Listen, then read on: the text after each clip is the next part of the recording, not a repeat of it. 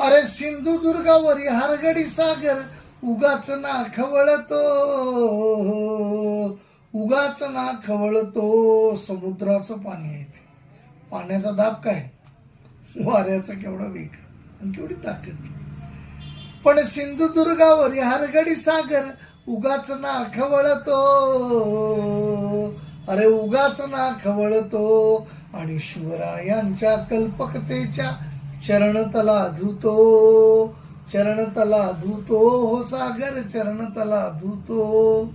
350 वर्षापूर्वी उभारलेलं ते एक शिल्पच आहे.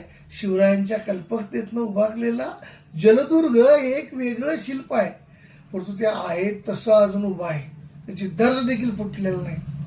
आणि आपण काय बघितलं, अत्यंत दुःखदायक आहे, क्लेशदायक आहे, लांछनास्पद आहे. सॉरी.